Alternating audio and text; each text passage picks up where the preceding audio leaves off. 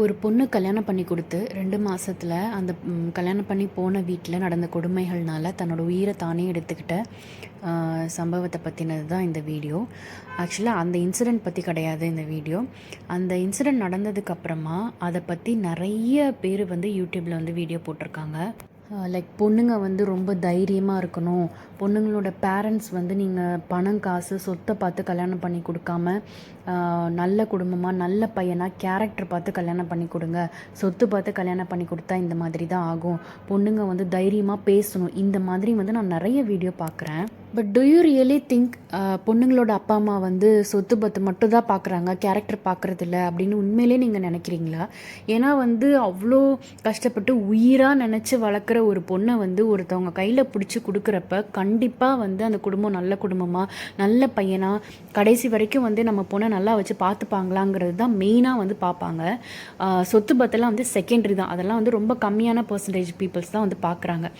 நான் பார்த்த எல்லா வீடியோஸ்லேயுமே வந்து பொண்ணுங்க தைரியமாக இருக்கணும், பொண்ணுங்களோட பேரண்ட்ஸ் வந்து நல்லதாக பார்த்து கொடுக்கணும் அப்படி தான் சொல்கிறாங்களே தவிர பையனை வந்து நல்ல விதமாக வளங்க, பையனை வந்து ஒரு பொண்ணு மேலே கை வைக்கக்கூடாது, அந்த பொண்ணை எப்படி ட்ரீட் பண்ணணும் அப்படிங்கிறத சொல்லி கொடுங்க அப்படின்னு பையனோட பேரண்ட்ஸுக்கு ஒரு அட்வைஸோ, பையனை வந்து நீ உன்னை நம்பி வர்ற அந்த பொண்ணை வந்து எவ்வளோ கண்ணு கருத்துமாக பார்த்துக்கணும் அப்படின்னு ஒரு பையனுக்கு அட்வைஸோ எங்கேயுமே நான் அது பார்க்கவே இல்லை. அது எனக்கு ரொம்பவே ஷாக்கிங்காக இருந்தது.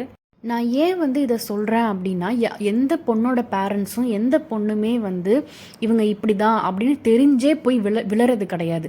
கல்யாணத்துக்கு முன்னாடி அவங்கள பற்றி விசாரிக்கிறப்போ எல்லாருமே வந்து ரொம்ப நல்லதாக சொல்லுவாங்க. அவங்களும் நம்மக்கிட்ட நடந்துக்கிற விதம் வந்து ரொம்பவே நல்லாயிருக்கும். நம்ம வந்து உலகத்திலேயே அவங்க தான் ரொம்ப நல்ல ஃபேமிலி, உலகத்திலே அந்த பையன் தான் ரொம்ப நல்ல பையங்கிற மாதிரி அவங்க எல்லாருமே மொத்தமாக சேர்ந்து ஒரு ஒரு பெர்ஃபார்மன்ஸ் ஒன்று பண்ணுவாங்க.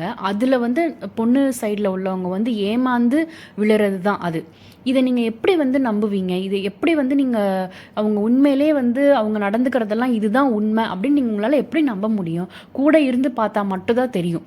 ஒரு நல்ல பொண்ணாக கிடச்சிருச்சு, வசதியான பொண்ணாக கிடச்சிருச்சு, நல்லா படிச்சிருக்கு, நல்லா சம்பாதிக்குது, இந்த மாதிரி பொண்ணை வந்து நம்ம வளைச்சி போட்டுட்டோம்னா நம்ம லைஃப் லாங் செட்டில் ஆகிடலாம் அப்படின்னு சொல்லிட்டு அதுக்கேற்ற மாதிரி அவங்களோட நடவடிக்கைகளை மாற்றி நம்மளை நம்ப வைக்கிறது பையனோட பேரண்ட்ஸும் பையனும் தான். ஸோ இதில் மாற வேண்டியது யார்? பொண்ணுங்க வந்து தைரியமாக இல்லாமல்லாம் இல்லைங்க. அவங்களுக்கு வந்து தேவையான அளவுக்கு அவங்க தைரியமாகவே தான் இருக்காங்க. ஆனால் அது எல்லாமே ஒரு லிமிட்டுக்கு தான். தைரியமாக இருக்கட்டும், தற்காப்பு கலையாக இருக்கட்டும், எதுனாலுமே ஒரு லிமிட் வரைக்கும் தான் அவங்களால அதை பண்ண முடியும். அந்த லிமிட்டையும் தாண்டின ஒரு சூழ்நிலையாக இருக்குது அப்படிங்கிறப்போ அந்த சூழ்நிலையை தான் நீங்கள் மாறணும் அப்படின்னு நீங்கள் பேசணும். நீங்கள் சோஷியல் மீடியாவில் பேசுகிற எல்லாருமே வந்து இந்த மாதிரி ஒரு சூழ்நிலையை நீங்கள் மாற்றணும்னு தான் பேசணுமே தவிர சூழ்நிலை அப்படியே தான் இருக்கும் ஆனால் நீங்கள் தான் அதுக்கேற்ற மாதிரி மாறிக்கணும் அப்படிங்கிறது வந்து எனக்கு ரொம்பவே வந்து தப்பாக தெரியுது. அதுக்கேற்ற மாதிரி மாறவே முடியாது. அவ்வளோ ஒரு கொடூரமான சூழ்நிலையாக தான் இருக்குது. இந்த இடத்துல நான் சூழ்நிலைன்னு சொல்கிறது வந்து பையனோட ஃபேமிலியையும் தான் நான் வந்து அந்த சூழ்நிலைன்னு சொல்கிறேன். பொண்ணை கொண்டே அந்த சூழ்நிலையில் தள்ளுறது, அதை தான் நான் சூழ்நிலைன்னு சொல்கிறேன். ஸோ நீங்கள் வந்து பையனோட ஃபேமிலியும் ஒரு பொண்ணை வந்து நம்ம கூட்டிகிட்டு வந்து வீட்டில் வச்சு நம்ம வந்து வாழ போகிறோம் அப்படின்னா அந்த பொண்ணுக்கு தேவையானது, அந்த பொண்ணை எப்படிலாம் வச்சு பார்த்துக்கணும், அது நம்மளால் முடியுமா, அந்த சூழ்நிலையை நம்மளால் உருவாக்க முடியுமா, அதுக்கு தகுதியாக இருந்தால் மட்டும்தான் நீங்கள் ஒரு பொண்ணை வந்து கூட்டிகிட்டு வர்றதுக்கே யோசிக்கணும். நாங்கள் எங்கள் சூழ்நிலையை மாற்றிக்கவே மாட்டோம், நாங்கள் எதுவுமே மாற மாட்டோம், வர்ற நீ தான் எல்லாத்தையுமே மாற்றிக்கணும் அப்படிங்கிறது வந்து ரொம்ப ரொம்ப தப்பு. இது மாதிரி வந்து யாருக்குமே சொல்லி கொடுக்காதீங்க. இப்படி தான் இருக்கும், நீ தான் மாறிக்கணும், பொண்ணு நீ தான் மாறிக்கணும், நீ தான் அட்ஜஸ்ட் பண்ணிக்கணும், இந்த மாதிரிலாம் வந்து சொல்லாதீங்க. பையனை தான் வந்து நீங்கள் கண்டிக்கணும், பையனோட ஃபேமிலியையும். ஒரு பொண்ணு வந்து பிரச்சனை அப்படின்னு வந்து சொல்கிறப்போ இப்படி தான் இருக்கும் லைஃப், இதை வந்து அட்ஜஸ்ட் பண்ணிக்கோ அப்படின்னு சொல்கிற யாருமே ஒரு பையன்கிட்ட போயிட்டு நீ பண்ணுறது தப்பு, இப்படி பண்ணாத அப்படின்னு யாருமே வந்து சொல்கிறது வந்து ரொம்ப கம்மியாக இருக்காங்க. அந்த மாதிரி சொல்ல ஆரம்பிச்சிங்கனாலே இந்த பிரச்சனைலாம் ரொம்பவே வந்து கம்மியாயிடும். பையங்க பண்ணுற தப்பை வந்து யாருமே வந்து நீ பண்ணுறது தப்பு அப்படின்னு சொல்லாமல் இருக்கிறதுனாலையும் பொண்ணுங்க மேலே வந்து ஈஸியாக எல்லா பழியையுமே தூக்கி போடுற ஒரு ஈஸியான ஒரு ஆக்சஸாக இருக்கிறதுனாலையும் தான் இவ்வளோ தைரியமாக எல்லாத்தையும் வந்து பண்ணிகிட்டே இருக்காங்க. இந்த வீடியோ வந்து எத்தனை பேர் பார்ப்பாங்க, எந்த அளவுக்கு இது வந்து ரீச் ஆகும் அப்படிங்கிறது எனக்கு தெரியல.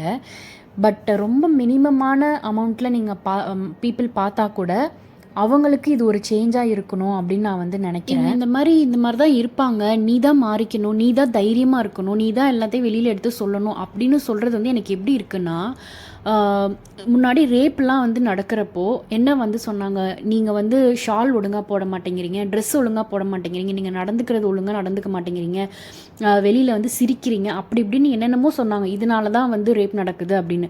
அப்புறம் கொஞ்சம் காலம் போனோன்னே ரொம்ப பிஞ்சு குழந்தைகள், ரொம்ப வயசானவங்க, அவங்களெல்லாம் வந்து ரேப் பண்ணதுக்கு அப்புறம் தான் கொஞ்சம் கொஞ்சமாக வந்து புரிஞ்சுக்கிட்டாங்க, ஓகே இது வந்து ட்ரெஸ்ஸில் இல்லை, இது வந்து குற்றம் செய்கிறவங்க மேலே தான் இருக்குது அப்படின்னு. அதே மாதிரி தான் இதுவும், குற்றம் செய்கிறவங்கள தான் திருத்தணும்.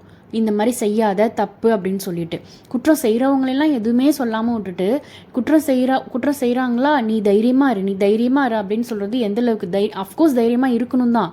ஆனால் ஏன் ஒருத்தர் கூட அந்த குற்றம் செய்கிறவங்கள வந்து இந்த மாதிரி உங்கள் பையனை வளர்க்காதீங்க, இந்த மாதிரி உங்கள் பையனுக்கு சொல்லி வளங்க அப்படின்னு ஏன் யாருமே சொல்ல மாட்டேங்கிறீங்கன்னு தெரியல.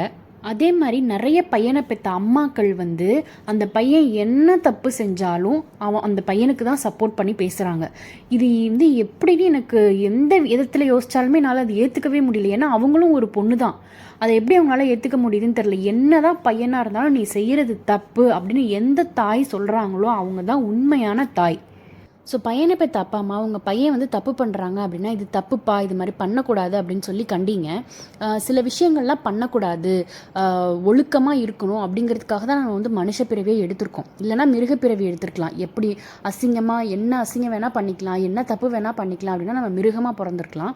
அப்படி இல்லை, மனுஷனாக பிறந்திருக்கோம் அப்படின்னா சில ஒழுக்கங்களோட சில தப்புகள்லாம் செய்யக்கூடாது, சில அசிங்கங்கள்லாம் செய்யக்கூடாது அப்படிங்கிறது புரிஞ்சுக்கணும். ஸோ அதனால் வந்துட்டு தப்புனா தப்பு அப்படிங்கிறத சொல்லுங்கள். இந்த மாதிரிலாம் ஒரு பையனை வந்து சொல்லி ஒரு அப்பா அம்மா வந்து வளர்க்குறப்போ வெறும் அந்த ஒரு பையனோ அந்த ஃபேமிலியோடையே மட்டும் அது நிற்க போகிறது கிடையாது. ஒரு சமுதாயத்தை வந்து மாற்றக்கூடியதுக்கான ஒரு பெரிய விஷயத்துக்கு ஒரு துளி நீராக நீங்கள் இருப்பீங்க. அது வந்து ரொம்ப பெரிய ஒரு விஷயம். ஒரு சமுதாயத்தை மாற்றுறதுக்கு ஒரு துளி நீராக நீங்கள் இருக்கிறதுங்கிறது ஒரு சின்ன விஷயம் கிடையாது. எல்லா பையனை பெற்ற அப்பா அம்மாக்கள் எல்லாருமே வந்து ஒரு சமுதாய பொறுப்பாக எடுத்துக்கிட்டு இதை பண்ணணும் அப்படிங்கிறது என்னோட ஒரு ரெக்வஸ்ட்டு, ஒரு வேண்டுதல், ஒரு ப்ரேயராக கூட இதை வந்து நீங்கள் வச்சுக்கலாம். ஸோ இது மாதிரி தயவு செஞ்சு இந்த வீடியோ போடுற சோஷியல் மீடியாவில் வீடியோ போடுற அவங்க கையில் தான் வந்து பாதி பொறுப்பு இருக்குது. ஸோ நீங்கள் பேசுகிற நீங்கள் வந்து பையனோட ஃபேமிலியும் என்ன விதமான மாற்றங்கள் கொண்டு வரணும் அப்படிங்கிறத பற்றி பேசணும் அப்படிங்கிறது என்னோட இந்த ரெக்வஸ்ட்.